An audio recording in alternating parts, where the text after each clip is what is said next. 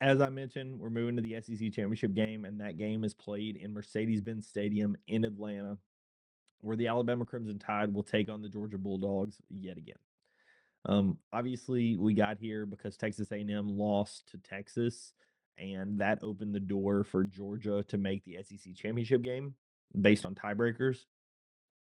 Alabama obviously already held the tiebreaker as long as we beat Auburn. Alabama, is successfully able to beat Auburn and Jordan Hare, and that gets us to this SEC championship game for a rematch of a game that Alabama won earlier this season.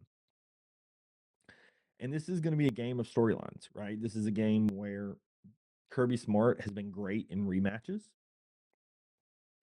Alabama has never lost in Mercedes-Benz Stadium, right? So it's really when you're talking about storylines, I think those are the two big ones, right? Kirby has been great facing a team for the second time, and Alabama really has been great in that Mercedes-Benz Stadium. Additionally, Kalen DeBoer has been incredible against the likes of Steve Sarkisian and Dan Lanning and Kirby Smart. Against the top of the coaching profession, he's been very, very good. And I think that's kind of the big thing that when you look at Kalen DeBoer is just his record against top head coaches. The thing that comes to mind when you're talking about, some people may point to the fact that they think that Georgia is a better team than Alabama in this game. And even if you believe that's the case, that what I would point to would be Washington's team the year before Kalen DeBoer comes to Alabama. That Washington team beat Oregon in the regular season, went on to face Oregon in the Pac-12 championship game, and beat Oregon again in the Pac-12 championship game before eventually losing. They beat Texas and then eventually lost in the national title game to Michigan. But they beat Oregon twice and Dan Lanning twice, and most people would suspect that they thought that Oregon was the better team than Washington in that one. Obviously, that Washington team had Michael Penix. It was an elite Washington team, but people still would argue that they felt that Oregon was the better team, was the more skilled team. I think that some people would clearly argue that Georgia may be better than Alabama. I think it's at least up for argument on which team you think is better in this one. Obviously, the game that was played this season, Alabama won by a score of 24-21 in Athens. So I think that that's a data point that you obviously have to consider. The fact that Alabama won on the road in Athens in what, they snapped Georgia's winning record on the road or at home. This was this is the biggest win in the country, in my opinion. The most impactful win in the country. The fact that Alabama snaps that winning streak, goes in and beats Georgia in Athens in a night game, just a phenomenal atmosphere, was a huge, huge game. The reason why, if we look at why did Alabama win the first one, so I think I want to talk about kind of what happened in that first game and what I think you will change coming into this next game, and then my kind of predictions for this next matchup on Saturday. Part of the reason why Alabama had so much success in that first game was Ty Simpson. Ty Simpson goes 24 of 38. He throws for 276. He was nails on third down. He was 9 of 9 to start the game on third down. Alabama was just incredible on third down in this game. And it really was the difference maker. Alabama goes for it on fourth down to end the game and does the quick out to Jam Miller. And just absolutely was incredible. This was the first time you really saw the crispy package with throwing the ball to Caden Proctor down low.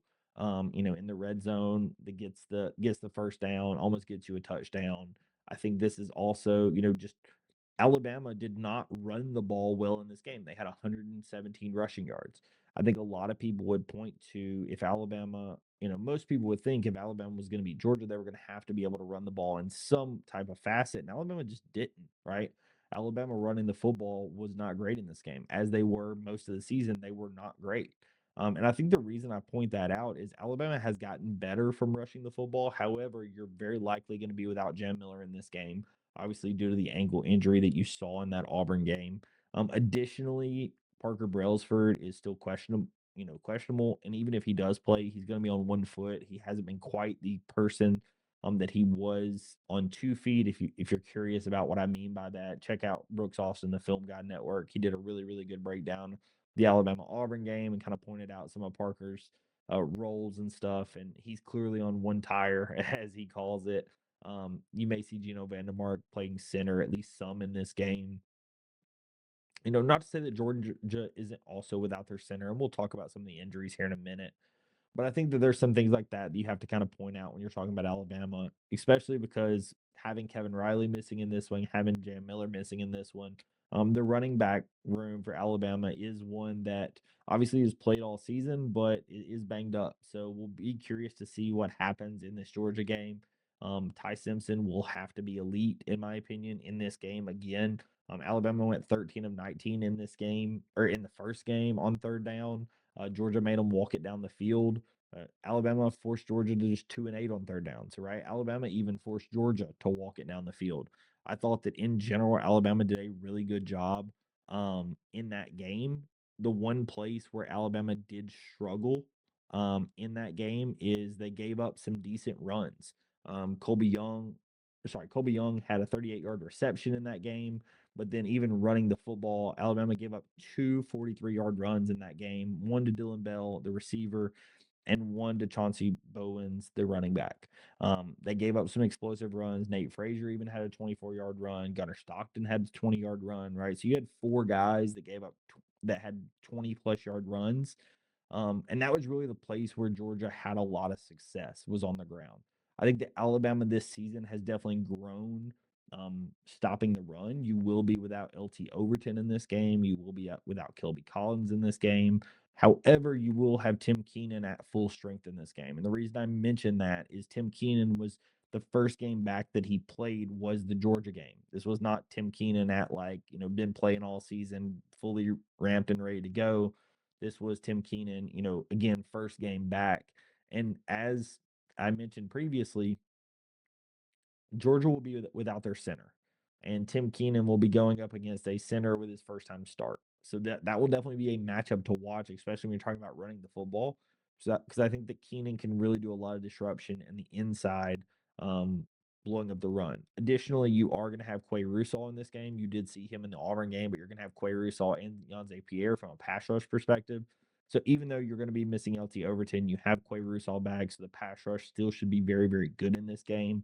Um, Stopping the run is the spot where Alabama is going to have to grow from what they did in game one, right? Georgia just killed you on the ground. I think the Alabama zone defense that they have played the pass against all season has done a very good job. Obviously, we gave up a couple of busted plays to Auburn.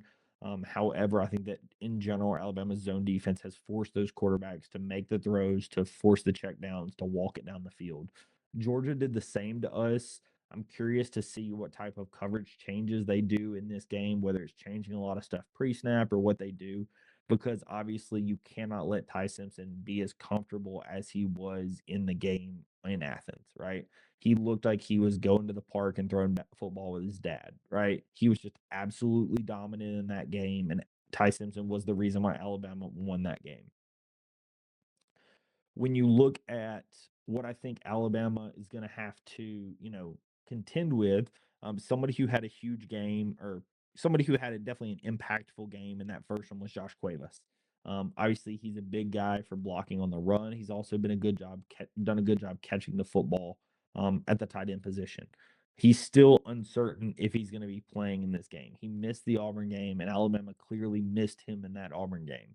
If he does not play, you're looking at Caleb Edwards and Marshall Pritchett to come in and play the tight end position.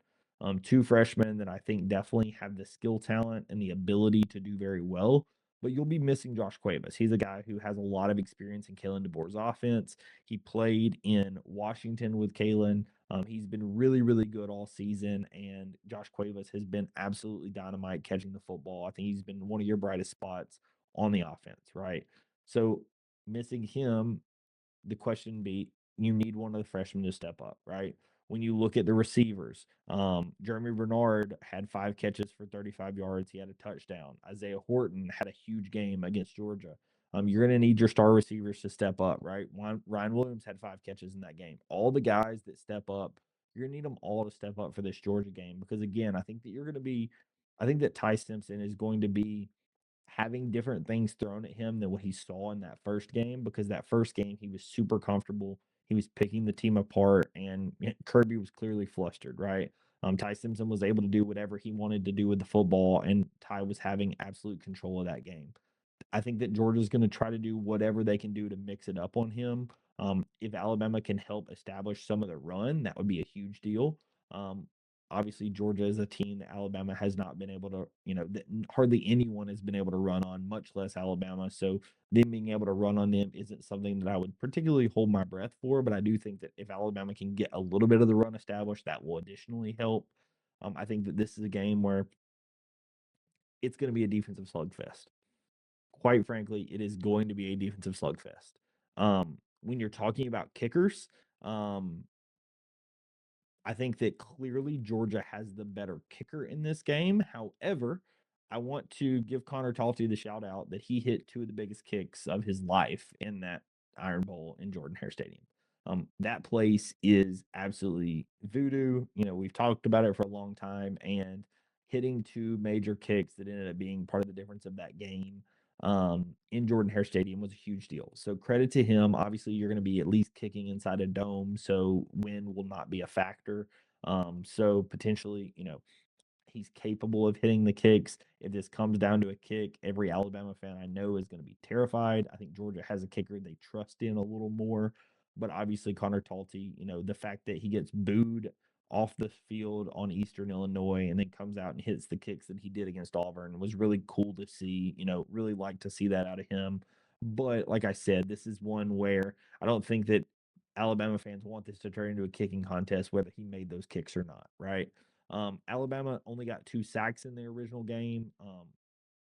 Alabama gave up just 1 sack. Again, that's another question of can both teams make sure that they take care of the football? I think that obviously Alabama forces the fumble against Georgia, and Nate Frazier fumbles the football. Deontay Lawson recovers it. Huge game. And I think that the question is going to come down to, as most of these games are, right? This is going to be a field position game. This is going to be a penalties game. This is going to be a turnovers game. This is going to be a defensive slugfest, right? I really think that score of 24-21, 21-17, that type of, low scoring, couple of touchdowns for each team, but really defensive slugfest affair is what you're going to see in this one. I think that honestly, um, because Alabama has not, uh, because Georgia has not been able to beat Alabama, I'm going to pick Alabama in this one, for no other reason than Alabama won in Athens, right? Do I think that Georgia is playing super well? Yeah, right. Would most of the stats say Georgia probably should win this game? Yeah, probably.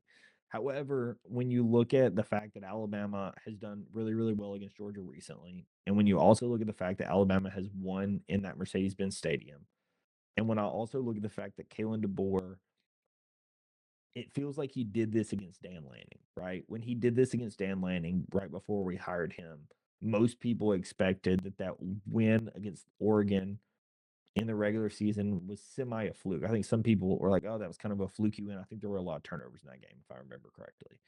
And then he wins in the conference championship game, and it's like, well, maybe Washington's legit, right? I think that that's what you're really looking at. Obviously, you don't think that the Alabama win over Georgia and Athens was a fluke because it's the brand of Alabama, but I think that a lot of people would have argued Georgia was the better team going into that game. Obviously, Alabama had lost to Florida State. Alabama had much worse general thoughts about them than Georgia. I think that Alabama definitely has the ability to win this game, and I think that some people are looking at Alabama as like, oh no, they definitely can't win, but I do think that they can, right? I think that Ty Simpson will be able to step up in this one.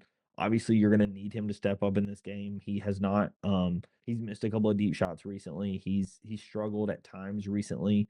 But I do think that he's going to be able to step up and be able to be successful. So, we'll be very very excited to see what happens in this Alabama Georgia game. I'm going to officially score it as I'm gonna go Alabama 21, Georgia 17.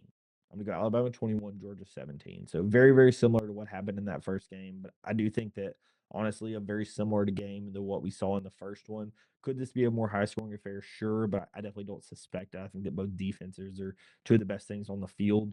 And I think that this is going to come down to which quarterback can make the bigger plays. and I'm going to put my faith in Ty Simpson. I know that Gunnar Stockton has done really well this season, but I'm going to put my faith in Ty Simpson to be able to win this game and come out with an SEC championship and another and a college football playoff berth for the University of Alabama. So very excited to see what's going to happen. I know this is going to be a really big game. Sorry for the really long episode. I know I had a lot of stuff to discuss. Thank you so much, everyone, for watching. I really do appreciate it, and I will catch you guys in the next episode. Peace.